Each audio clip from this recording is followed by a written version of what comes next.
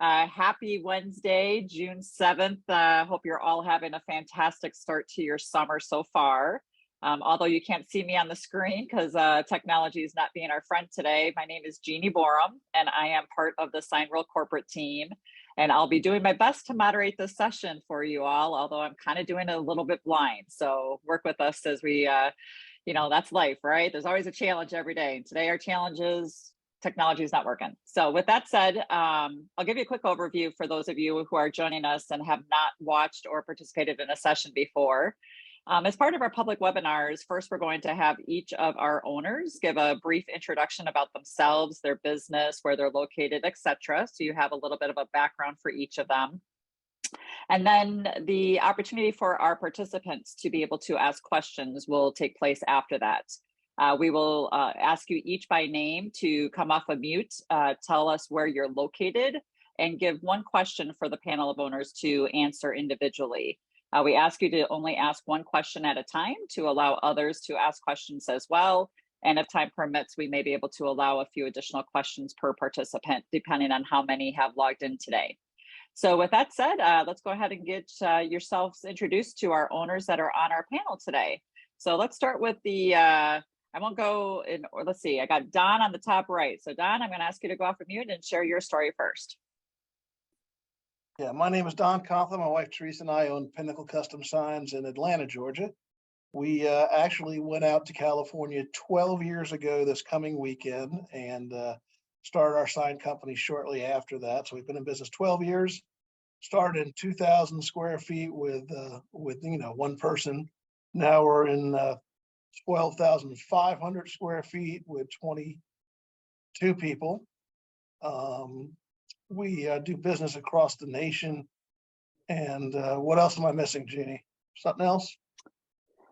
2023 sales target, your yeah, background. 5.5 million sales target this year. And I was in telecom and customer support for 20-something years before this. Thank you for sharing that. Let's go to our next owner on our call today. Don, if you can go ahead and give a background and introduction for yourself, please. Okay, hello everyone. The name of my business is Signology, and we are located in Southern California, just south of San Diego, about 6 miles from the border. And we've been in business. We're starting our 6th year. We just started our 6th year. And our facility is approximately 2,000 square feet. We have 5 employees and a part-time employee. And then our projected sales for this year is $1 million. Our largest customer is, we have about 5 customers that all come in within around $70,000. And we do a lot of work with franchises. So we did, like the F-45s, we've done about $140,000 with the different F-45 franchises.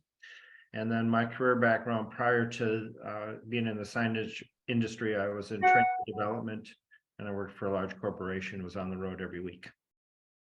Very good. Don, what's an F-45 franchise? That sounds like a fighter jet. It kind of does, doesn't it? It's a gym, so it's a circuit training, and there's about 35 of them in San Diego, and we work with about 26 of them. And we just did our order our 26. So nice little referral. They're all independently owned, and they just keep referring us with inside the organization. It's been great. Very, very good. I just saw one in Atlanta, Don. They're in Atlanta too. Yeah, they're all over. They're huge. Very good. Thank you, Don. All right, let's go to our next owner on our call today, Pat. So if you can please give an introduction.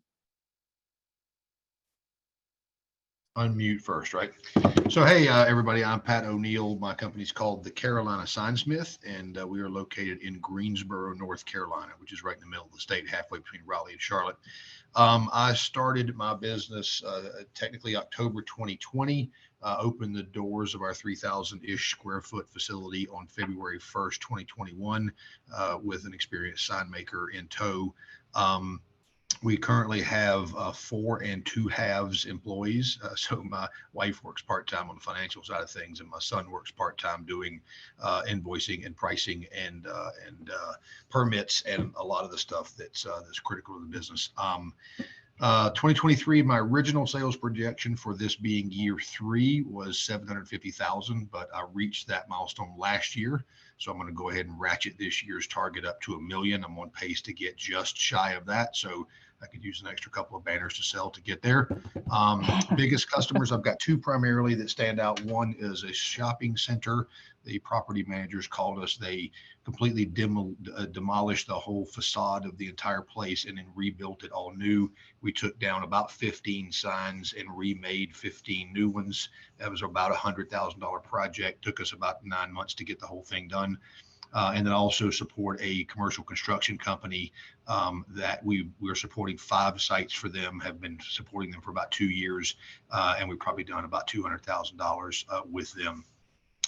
In terms of my career, I spent 25 years as an executive on the manufacturing side of operations for a handful of different companies in different industries. And after becoming a corporate refugee in June 2020, I decided this was a thing for me. So here we go. Very good. Thank you so much, Pat. Jack? I am Jack Werner. I joined Signworld in 1995 as a Signworld operation.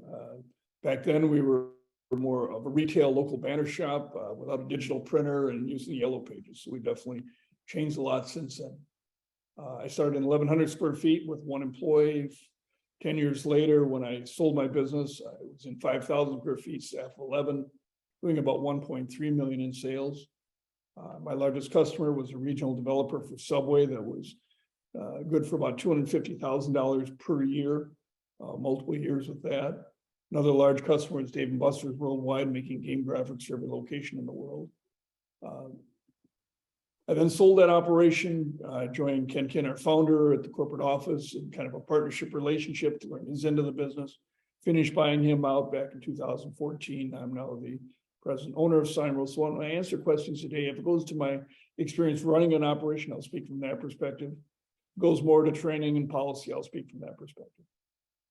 Very good. Thank you, Jack. All right, now the fun gets to start. We have quite about, I think, 11 participants on the call today. So I will ask you to please keep your question to just 1 question at a time. Hopefully some of the other questions being asked will be ones that you're thinking of too. So the first participant I'm going to ask to make sure you're off of mute is Rich Goddard. If you can go ahead and unmute yourself, share with the group where you're located, and go ahead with your question for today. Good afternoon, everybody. Can you hear me okay? Sure can. All right, terrific. Apologies for the confusion. I'm actually on my phone. My computer microphone is broken. But wanted to pose the question to the panelists.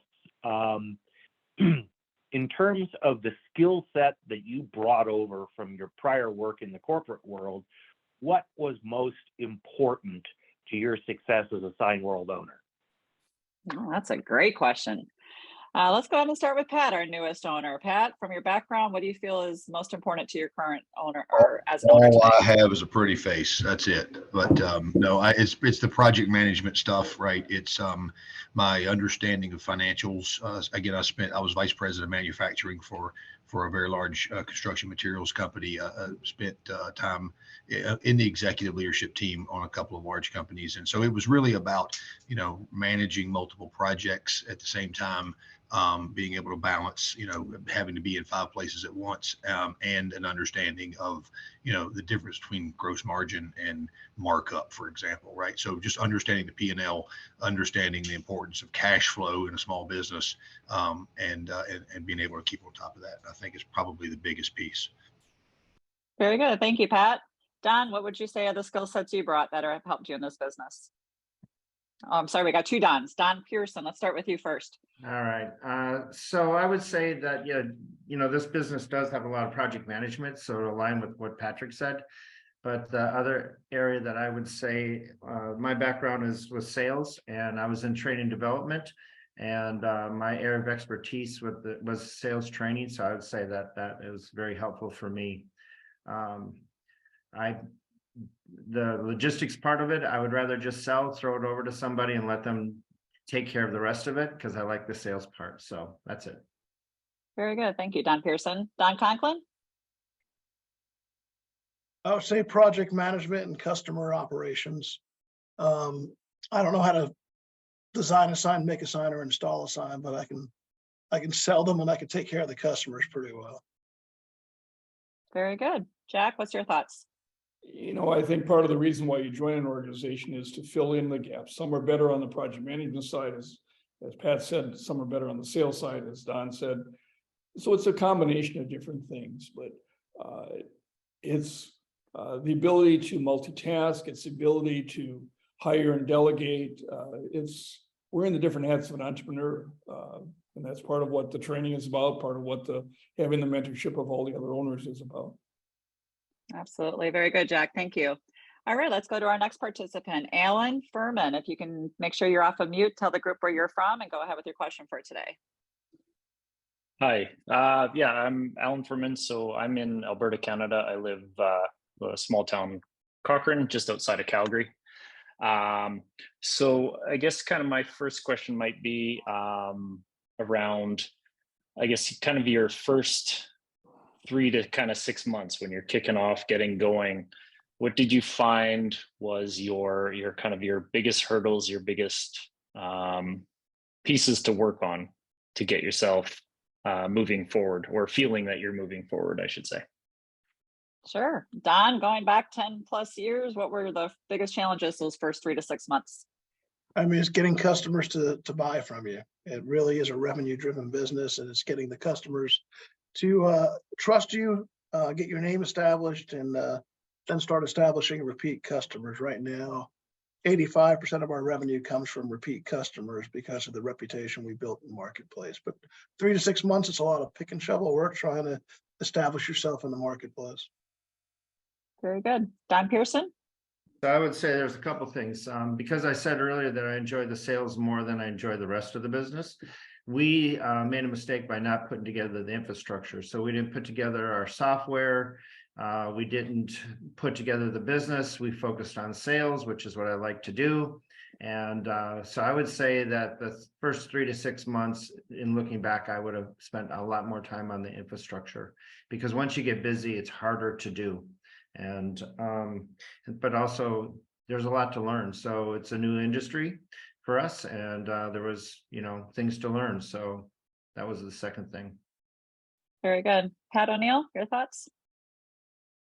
Yeah, for me, it's Don Conklin said it right. It's getting customers. I mined every person I knew on my LinkedIn list, everybody, every Facebook person, every family member, every friend, every former colleague. I started calling folks. When they say, "Hey, can you?" the answer is yes. Now, what's the question, right? So it was taking every single possible opportunity, every single thing that the customers wanted, and that's what we would do, and we'd figure it out as we went. So it really is building the pipeline. It's trying to figure out how do you get customers in. I did a lot of networking. I joined B&I Group. I joined the local builders association. I joined merchants associations. I went to every lunch and learn. I went to all the chamber of commerce, kind of coffee and conversation things, and it was 100% about establishing a business network and getting people to know who we were, all the while driving hard on getting website launched, and the pay-per-click pieces of that, and yeah, just getting the customer base in, and having, by the way, a 25-year experienced sign maker, with me the day we opened the doors. It just took all the fear for me away from, well, how in the hell am I going to do that, if somebody wants something. So it was really about divide and conquer, and set them up, knock them down. Very good. Thank you, Pat. Jack? I think they've answered it well. It's finding the customers, it's building the processes, it's hiring and delegating, it's learning what is a sign. There's a lot of different things you got to put together to start to understand and be able to speak intelligently and confidently to customers. Absolutely. Very good. Thank you. Let's go to our next participant for a question. Dave Frayne, if you can take yourself off of mute, tell the group where you're from, and go ahead for a question today. Yeah, hi, good afternoon. Thanks, owners, for joining us. My name's Dave. I'm from Detroit area. I've been in a W-2 job for 30 years and interested in the sign world. I've watched a few of these webinars, and I understand the first critical employee will be your kind of jack of all trades sign maker. How difficult was it to find your first sign maker employee? Very good. Great question. Don Pearson, how hard was it to find your first journeyman sign maker? So it wasn't difficult for us at all. Call it luck, but what we did is we followed the Signworld process. We did exactly what they told us to do. They provide you with a manual. We followed the manual. We did the steps they recommended, and we had a great employee for 2 years, and he was a jack of all trades, very talented designer, very good installer, and he educated us. Very good. Thank you, Don. Pat O'Neill? Yeah, I got lucky. I mean, I put an ad out there, right? Wrote a job description and put an ad on LinkedIn, I think, put it on Craigslist, I think. I put it on Facebook and Indeed and everywhere. And I got like 3 or 4 candidates reached out to me within the first couple of weeks. And then it was a matter of going through them. But, you know, Signworld will tell you, and I completely believe this to be true, that there are 3 skills that you're looking for. One is graphic design.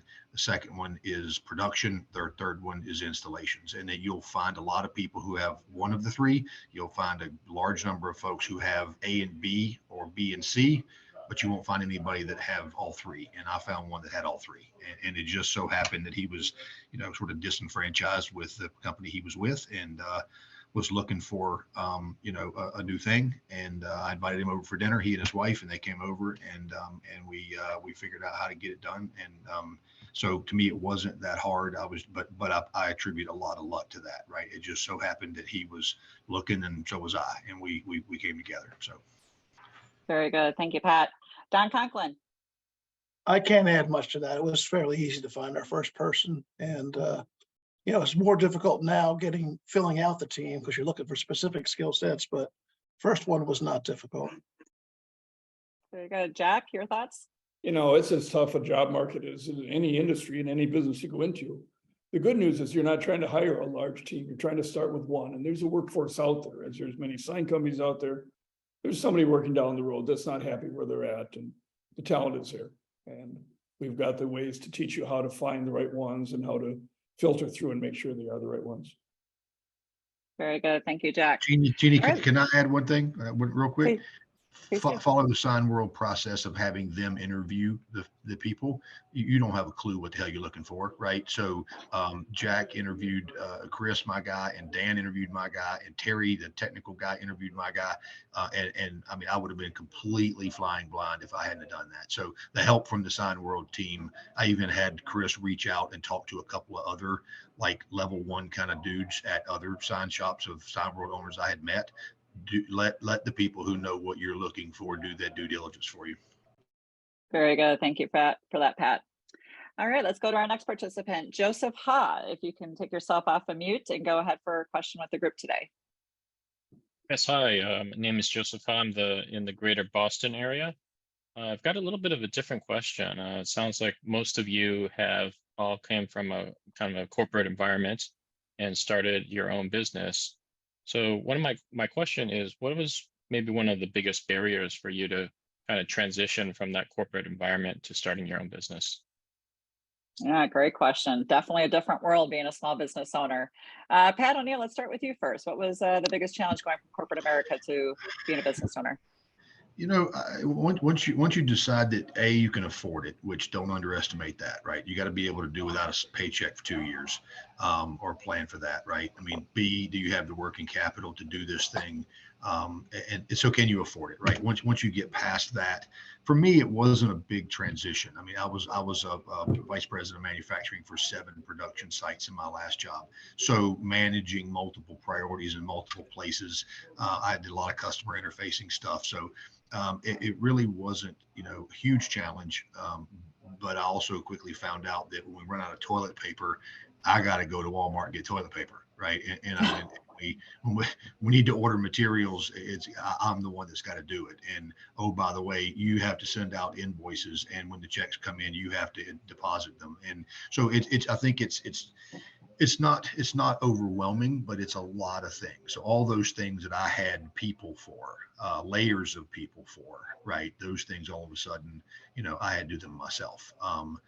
And so I think that was probably the thing. I don't think I was surprised about it, but it's the thing you should really be prepared for, in that it's, like I said, taking out the trash, it's you, right? Toilet paper, you, all those things.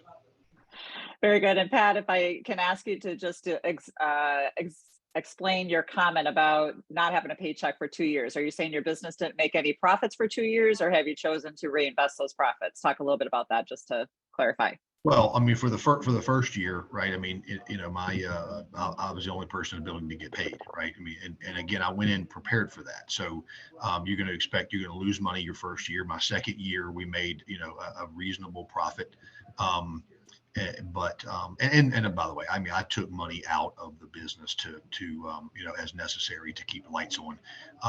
But it's about maintaining a certain level of working capital and being comfortable about, floating the business. I started with about 25,000 in working capital, and I've never put another penny of my own money into the business since. So it's cash flow positive, the whole thing, after that first year. But you have to go in it prepared that you're probably not going to make a profit, or you're probably not going to make, a salary your first year or two, just because, there are other people. You're at the last dog at the bowl, right? So everybody else got to get paid before you do.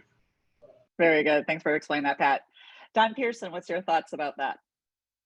So I would say there's a couple of things that, so I agree with Pat with the income. So when you work for corporate America, there's how much you want to make. When you work for yourself, there's what do you need to make, because there's always places for money to go, whether it's a new piece of equipment, another employee, another vehicle. So it's a different mindset. But I would say that the shift in the mindset about having a corporate income paycheck every 2 weeks versus being employed by yourself and making that decision, do I want to invest more in the business, or do I want to pay myself more? So I think in the first couple of years, to Pat's point, that's a bit of a struggle. But the other thing that I just found really difficult was that I went from this team and this organization to, me and this guy and my wife. So the camaraderie and the teamwork, that just kind of faded away, if you will.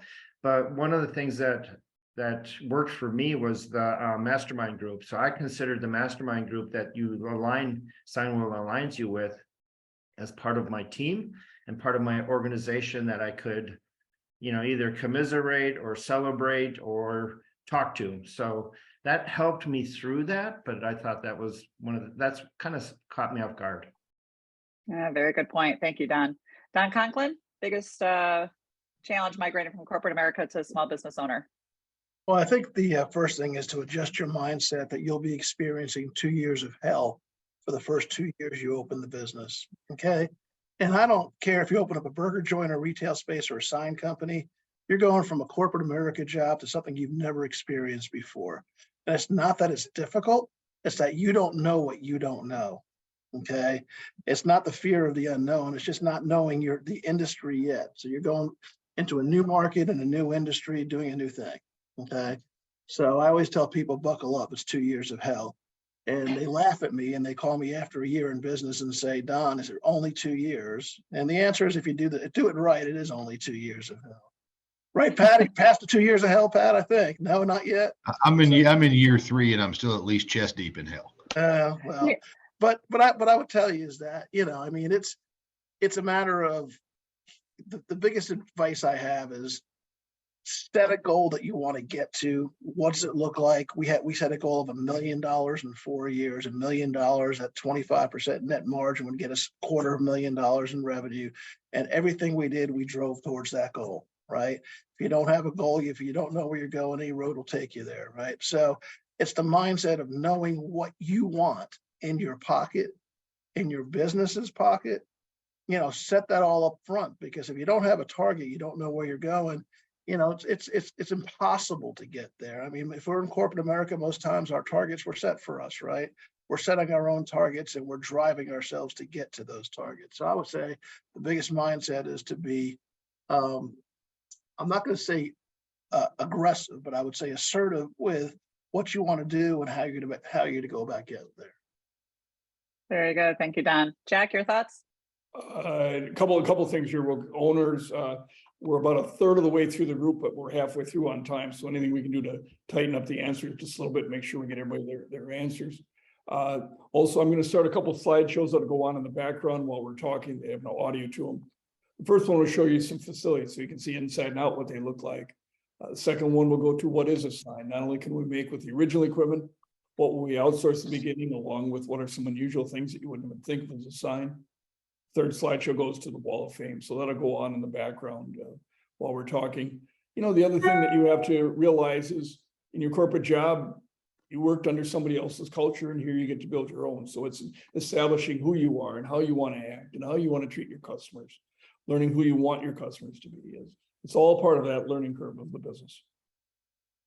Very good. Thank you, Jack. All right, let's go to our next participant, Keith. And I'm not going to try to say your last name because I know I'll say it incorrectly. Jay, I'll say Keith J. If you can tell us where you're from and go ahead with the question today. Yeah, that'll work just fine. I was 18 before I learned how to say my last name. Anyway, it is Keith Jaworski. I'm from Withville, Virginia. And I left a corporate job after 20 years. I was in operations and doing some construction now because I needed a change of pace. And I've worked myself physically to the point where I can settle down now and find another job that is hopefully going to get me to retirement. I guess my biggest question, Pat, you kind of answered my question, which was how long did it take to become profitable? So I'll pivot on that. And you had mentioned it took about $25K of your own money in addition to startup costs, obviously, to float the business. Maybe some of the other business owners, what on average would you say, did you have to float the business money? Were you at least able to break even in that first year? And if you weren't able to break even, I guess a little more detail like Pat provided, what sum of money are you looking at to keep the business afloat initially? Sure, let's go with that. So since Pat already responded, let's go to Don Pearson. Amount of working capital and when were you cash positive? So we started with $80,000 to as capital, operating capital. We opened our business in May and we started paying ourselves in January, and that was part of the schedule. To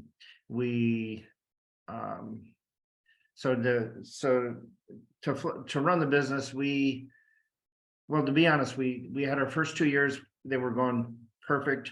And then California shut down for 2 years. So that kind of put a little bit of a twist to what we originally planned. So we ended up having to add some additional money to run the business while we were shut down for that 2-year period. So that was a surprise and an uncomfortable one. Yeah, absolutely. And I'm assuming you're referring to the COVID timeframe, Don? Yeah. For those. Yeah, that was our second. So I say the first 2 years you're scratching and clawing to stay in business. And then for us, with COVID hit, and just before COVID hit, we hired 3 people. So we went from my wife and I plus 1.5 to 4.5, plus my wife and I. And then 3 weeks later, we sent them home. So we were just ready to like go. And then COVID hit, the governor shut down everything. And it was another 2 years of scratching and clawing, if you will.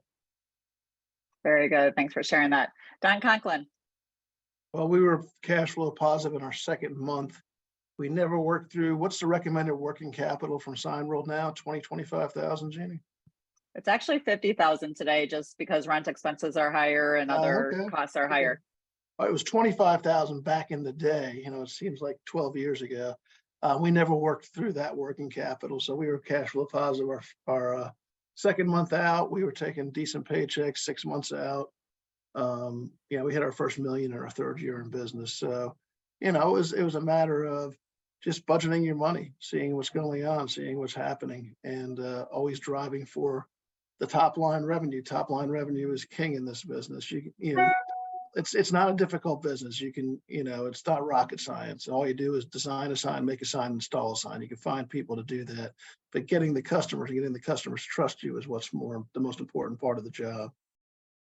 Very good. Thank you, Don. Jack, your thoughts?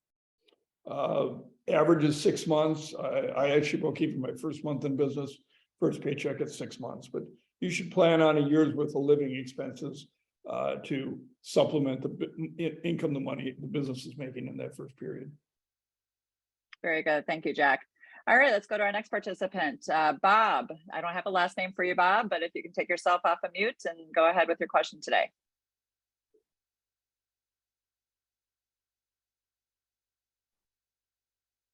Jack, do we still have a Bob on? Bob is still there somewhere. Perhaps if you're not able to get audio, we can type his question in and we can get back to that in just a minute. Go on to the next one for now. All right, very good. Is that you, Bob? No. Okay, we'll go to our next guest. Christina Julian, if you can take yourself off of mute and go ahead for a question today.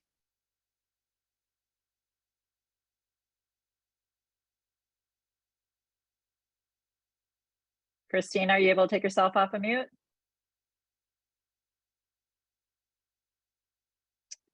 Jack, do you have everyone allowed to talk? Just making sure that you've enabled that. Sorry for our participants. Oh, there we are. Very yes, good. It now appeared. Thank you for doing that. Yes, hello, my name is Christina Julian. I'm out in Bozeman, Montana. And the question that I have is regarding AI technology. I'm wondering how you use it, how you plan to use it, and if you don't have any plans to use it, why? Just kind of your plans around that type. Okay, and just making sure you're talking artificial intelligence, correct? Just making sure we're talking about the same AI acronym here. Yes. Mm-hmm. All right, very good. All right, let's start with Don Pearson. You're off of mute. Do you use AI in your business today? Do you have any intentions to do so? We have not. We really started to learn more about that at the Signworld conference. We have not gotten into it. The only thing that I can say that we are working on is we're talking to our marketing company that does our online service about how AI is going to impact the future of online marketing. So that's about as deep as we've gone. Very good. Pat O'Neill? I saw an interesting meme last week that said that with AI to take over the signs and graphics business is going to require customers to succinctly describe what they want, which means we're completely safe. So no problem there. We're not using it. I mean, if my marketing team if they choose to use it for content writing and so forth, I have no axe to grind with it. I try to let the professionals and the smart people do that sort of thing without trying to get too involved. So personally, I don't have it on my runway at all. And so, Pat, I have to ask you, so you're saying that customers don't often know exactly what they need and want? Do you have to help them with that? They do not know. It's Very good. Thank you. Don Conklin. Yeah, we're not going to use it or haven't been using it in the core business, but we have our contractors who handle our website and our social media marketing are starting to use it a little bit in the social media marketing. But again, that's a black box I don't get into. I just run the business. But we're getting customer referrals based upon what the work they're doing. Very good. Thank you, Don. Jack, your thoughts? It's a new technology. I think everybody in the world is trying to understand. I think the good news is with using the marketing partners that we have in place and their awareness of it, I believe we're going to be ahead of the competition on it. It is going to change a lot of things that we do as far as marketing, but I think our resources for having it will put us ahead of the competition rather than behind it. Very good. Thank you, Jack. All right, let's go back to Bob if Bob is on and now available to talk. Bob still on, Jack? Unmuted. We're showing the screen here. Can't see him right now, so I'll come back to it anyway. Go to the others. Okay. Don Casau, if you can go ahead and make yourself off of mute and go ahead with the question. Hey, everybody. I think I'm the fourth Don that I can see on this call. Third, fourth, there might be 10 or 11. We don't know. I'm in Milwaukee, by the way, and here's my question. How did you study your market ahead of making the final decision to begin with Signworld? So that could be competition or other Signworld folks in your neck of the woods, and specifically determining if there's enough space in the market for another sign business. Very good. So first off, you live in the greatest city in the country, in Milwaukee, Wisconsin. So That's right. glad to have you on. Don, and for those that don't know, I live in Milwaukee, Wisconsin as well. So Don's a neighbor. Don Pearson, what would you say are some of the considerations for our market analysis, and is there enough room for another sign company? So I grew up in Green Bay, Wisconsin, and I don't miss it. So in San Diego County, we had pre-pandemic, we had almost 300 sign companies within our county. And we did a lot of research, both with other Signworld companies, calls like this. We also went online and collected all of the sign companies in our area. And we went by to look at their businesses, and we saw a lot of nice homes. So people are operating sign companies out of their house, which is not our competition. When we did our research in Chula Vista, is where we live, we only found one company that was maybe somebody we would consider competition based on how they looked, how they operated, and what they did. So we don't consider anybody at the house, out of their house, a competition for us. And there's probably 8 or 9 Signworld companies in my backyard, and I seldom come across them as competition. Very good. Thank you, Don. Pat O'Neill? Yeah, I'm kind of the cowboy of the group, and I didn't really do much homework aside from drive around and pay attention to how many damaged and broken and crappy signs there are out there, right? I have a lot of self-confidence, and I was fairly certain that, if I decide to go headlong in this thing, my goal is just to put the other people out of business. Because having been around business a while, I recognize that, there are a lot of folks that are doing things and not real good at it. All right. And I also listened when Jack said that, if you call 10 sign companies, 7 of them are you going to leave a voicemail and never hear from them again. And you might get one of those 10. And I had no reason to disbelieve that. I talked to a bunch of people. I did a lot of calls with other owners. Don Conklin was one of them. I spent an hour on the phone with, and I listened, and it sounded to me like, this is all about how much effort you put into it. So I didn't do a lot of market research in Greensboro. I really didn't care how many sign shops there were. I just set out to crush them all. And, there's been a few that have left since. So that's kind of the way I went about it. Very good. Thank you, Pat. Don Conklin. I mean, every business needs a sign. That's the bottom line. And we're in Atlanta, Georgia. It's a growing market.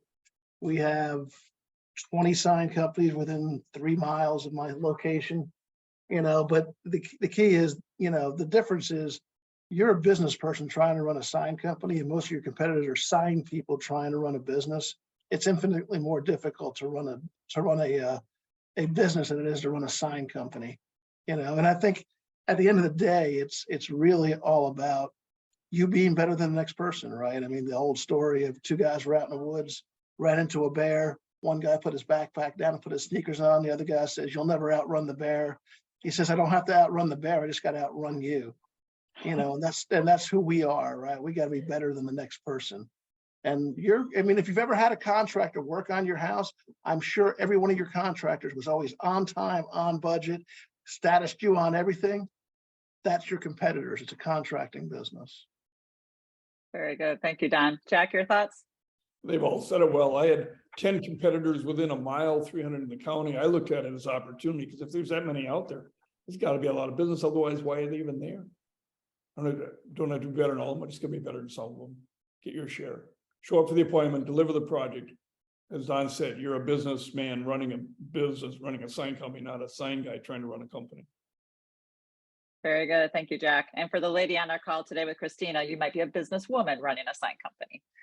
Very good. All right, let's go to Jason Fiorelli, I think, if I said that correctly. You got it. That's right. Yeah, thanks. I am from the Boston area as well. And I actually had the exact same question about competition, so the other Don stole it.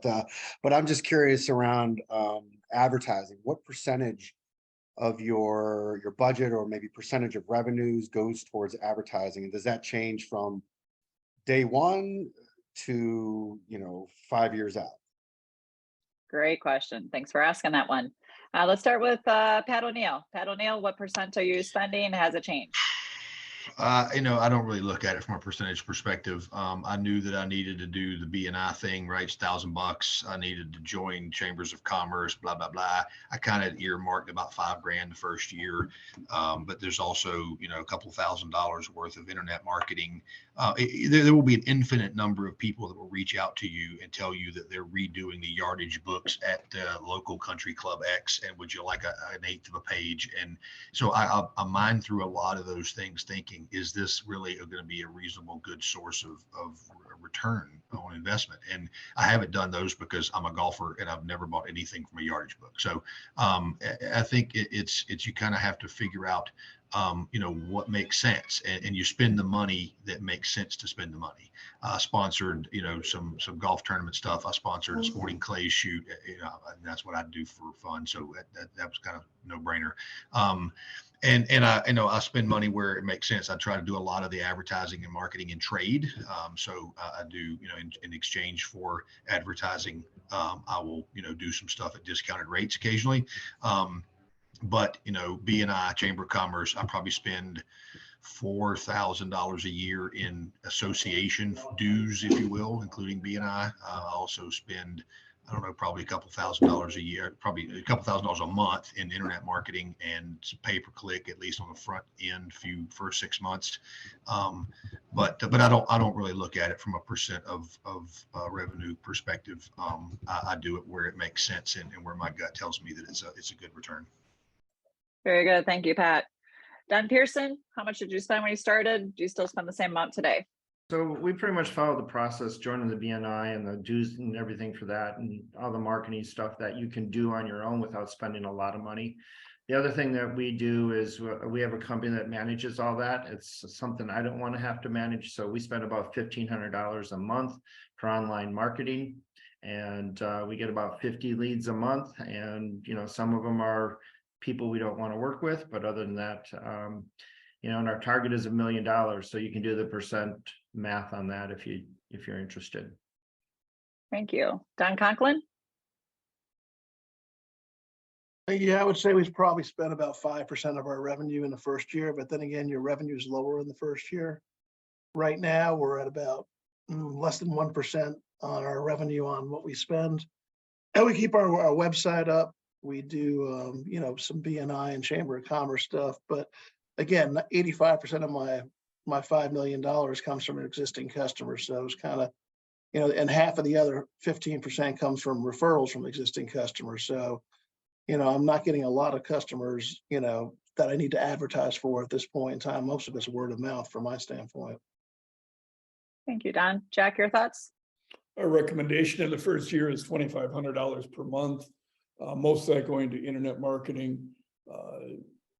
Some will keep it at that number as a total forever, and the margin, the percentage goes down. Others will do it as a percentage of sales. But regardless of how you do it, you need to track the results and make sure you're doing it effectively. Not just spend the money, but making sure you're getting the results from it. Very good. Thank you. Let's go to our next guest, Jonathan Grasser. If you can take yourself off of mute and go ahead with the question today. Hello, my name is Jonathan. I'm from Phoenix, Arizona. I am actually a small business owner, and I'm in the insurance field, and I'm coming over and I'm looking at doing something like this. Is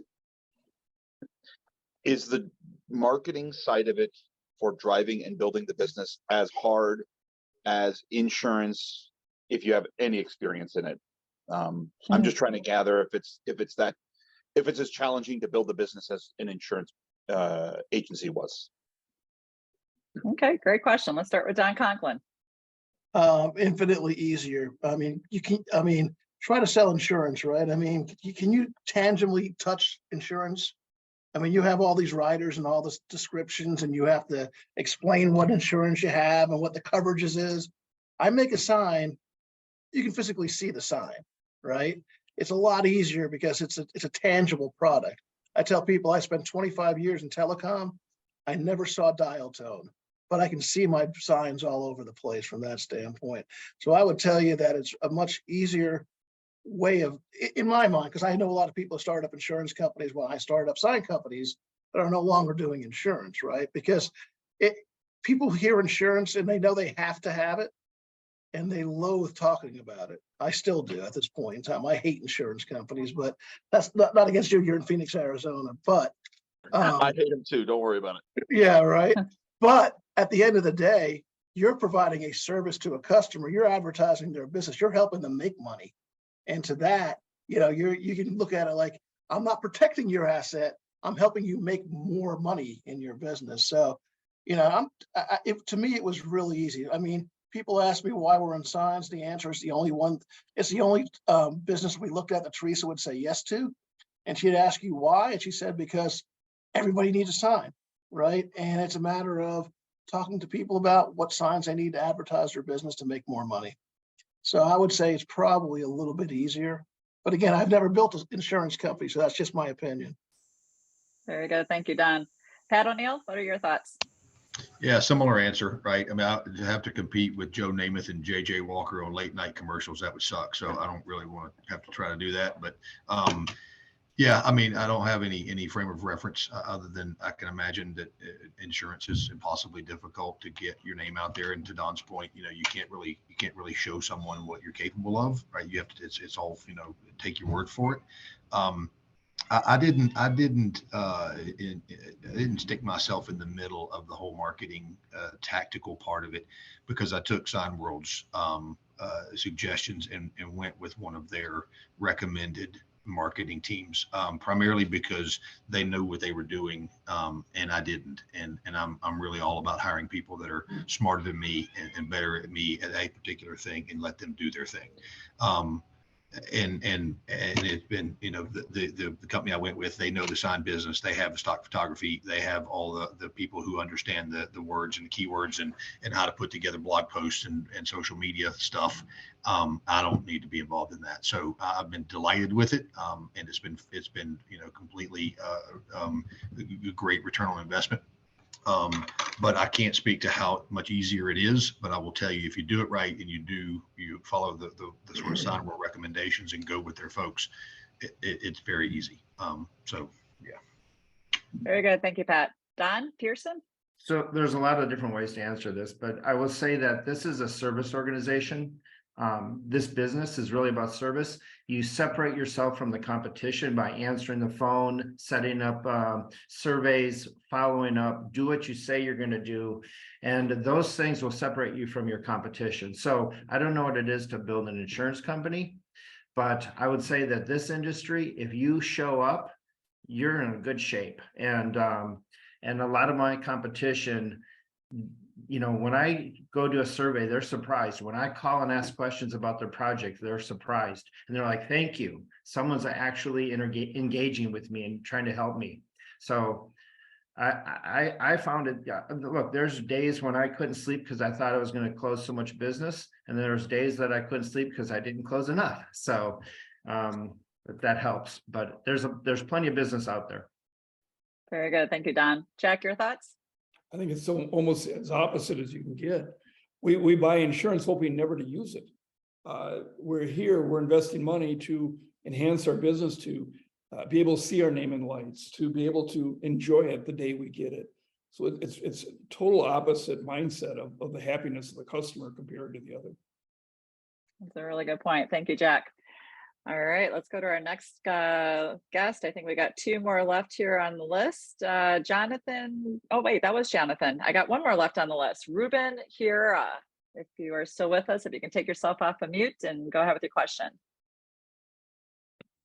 Hello, everyone. I'm out of San Antonio, Texas.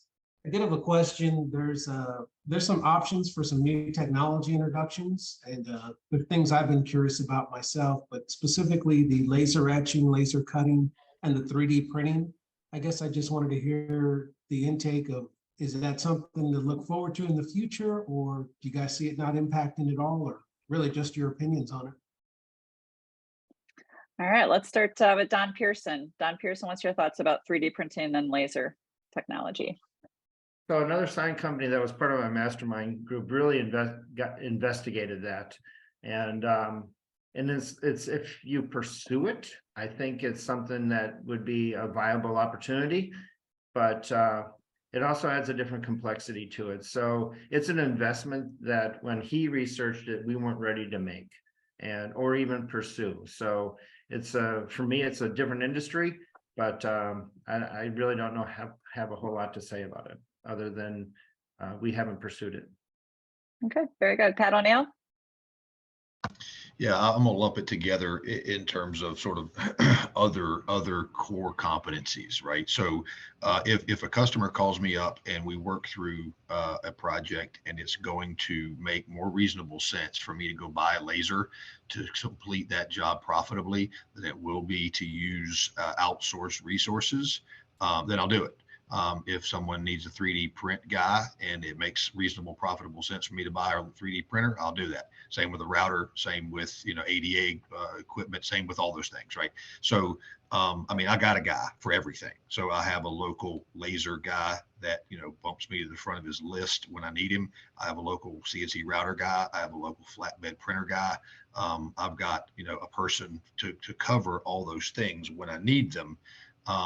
And thus far, it's been, some stuff, but not enough to make it worthwhile. One of the guys in my BNI very early in his first year, or not BNI, in my mastermind, very early in his first year, he got a great big giant project that afforded him the opportunity to buy a laser. In the project paid for it, and now he has it. Same goes with another guy in my group. That same with a router. So it makes sense to buy technology and buy equipment and buy things based on the needs of my customer base. So that's a sort of indirect question to a direct question, but I will entertain the opportunity to do whatever the market wants, as long as it makes reasonable financial sense, and only either I can't find a guy or, it pays for itself. Thank you, Pat. Don Conklin? We have a laser in the shop. So I think, once you get to the point where you're doing enough of it, laser engraving and laser cutting is an important part of it. 3D printing is not there yet. I can go ahead and route a sign faster than I can 3D print it. And until 3D printing gets the level of speed up, it's not going to be a viable technology in the sign industry. I've seen some fabulous signs printed from a 3D printer, but again, it's a matter of, the speed of doing it that way versus the speeding of doing it the alternative way. It's not cost effective for me to bring 3D printing into my organization when I can make it a much quicker, much a different alternative, and it looks just as good, quite frankly. Thank you. Jack, your thoughts? The good news is until you're ready to bring the equipment in, we do have rosters of suppliers who can make all those things for you. So from day one, it's deliverable. We have a number of owners that have brought in laser engravers, and that's a big part of the fabrication side of it, as Don has mentioned. 3D printing is still very limited, but the only application for that we're seeing right now is in doing some of the ADA Braille signs where it can be 3D printed rather than being engraved and then adding the beads to it. But again, we're still watching the technology. That's part of our role here at the corporate office, is to watch technology and see the changes. When HP came out with latex inks 10 years ago, we were the beta test site for North America. The rest of the industry listened to us for a year before they had it available to themselves. So we're trying to be ahead of everybody else. Very good. Thank you, Jack. All right. One last shout out to Bob, if Bob is still there and can come off mute with a question for us. Give it a second here. He's not showing on the roster here, Gene. He must have logged off. Okay, very good. Well, we are 2 minutes to the top of the hour. So instead of going around for another round of questions, I think we've asked plenty of our owners today that are on the call. So let's take a moment to say Don and Pat, thank you very much for your time today. Thanks for your insights, sharing honest perspectives on the business and your path and your journey with us. So we appreciate you all taking the time today. Hey, Jeannie, can I make one last parting comment? Of course you can. You can say no. No, I'll give you the floor. I'm afraid to, but I'm going to give it to you. What I will tell everybody on the call is that's considering doing this. It's an owner-driven business. And when I say it's an owner-driven business, it means you've got to be involved. You've got to be the brand. You've got to be the company. Now, 12 years in, I'm not the company anymore. My sons are the company. I have that benefit of being that way. But if you don't think and act that way, you will not be successful, okay? Does that mean I work 90 hours a week? No. In 12 years, I worked 3 Saturdays total. I worked from 7:30 in the morning to 5 o'clock most days. I may answer occasional emails at night. But at the end of the day, you as the owner have to be the driving force behind it. And you've got to be all in on it. You can't be a part-time job. There's some opportunities out there that you see that are passive income. This is absolutely not passive income, but the rewards are great if you want to be involved in it. And you can ask both Pat and Don if I'm correct about that. But it's a very rewarding business, and it's one that I never would have thought about before I talked to Jack Warner 12 years ago. So I'll just leave it at that. Thanks for letting me say that, Jeannie. Absolutely. Thank you, Don. Well, for all of our participants on the call today, we appreciate you joining in and your interest in learning about Signworld. We look forward to the additional conversations to help you come to a decision if this is the right chapter for you in life going forward. But with that, we'll conclude our session for today. And we thank again Don, and Pat for their time.